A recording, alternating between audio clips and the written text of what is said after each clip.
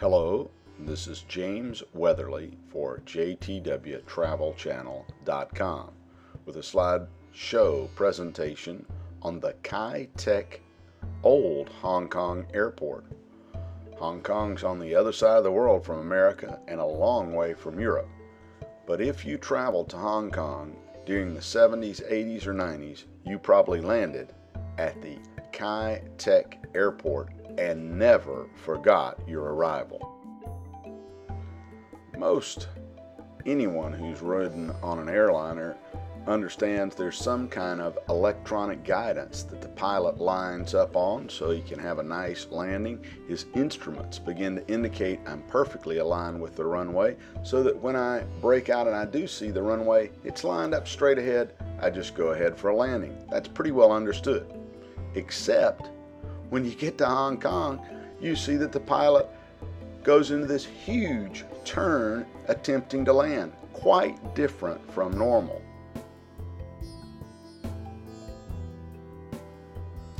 The problem in Hong Kong is there's no way to make a straight-in approach at this airport because it's so mountainous.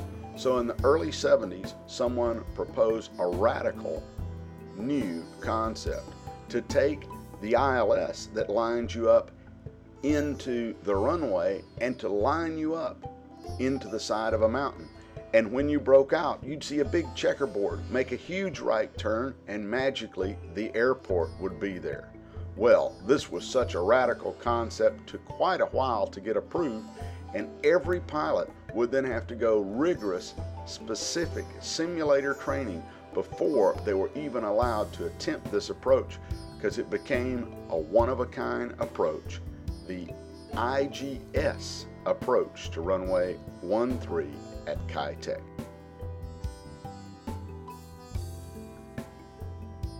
The plan and the design appeared to be simple. The pilot would line up as indicated by the red line on a standard ILS approach, which would fly him into the side of a mountain. He would continue down to a specified point of which he would break out and see a bright red checkerboard. At that point in time, he had to begin a very steep right turn to attempt a lineup with runway 13. Another problem became very apparent is the winds were normally a strong right crosswind. It made it extremely difficult for the pilot because he had to turn to compensate more for the wind, and often just to get your wings level was a tremendous effort. As you can see from the profile picture, the red indicates the area that he would fly electronically. The yellow indicates the steep turn, and lining up there on the green arrow indicates alignment with the runway. I personally flew this approach many times, and it was always a feat and never comfortable to do. Enjoy these pictures of the IGS runway 13 approach.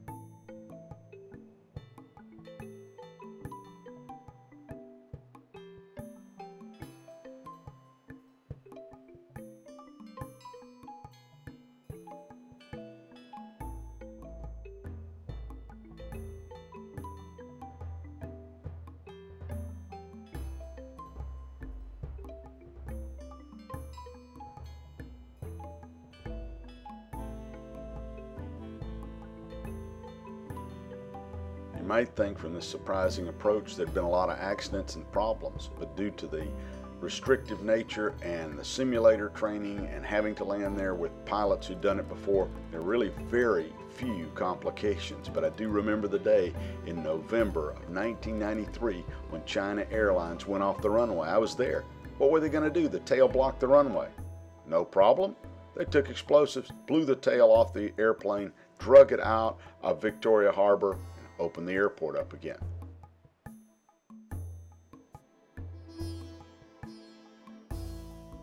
One of the other things interesting about the Tak Airport, it made for tremendous photos of the airplanes approaching. I honestly felt like we were going to take the old television antennas off the top of the buildings when we came in for landing. Enjoy these photos.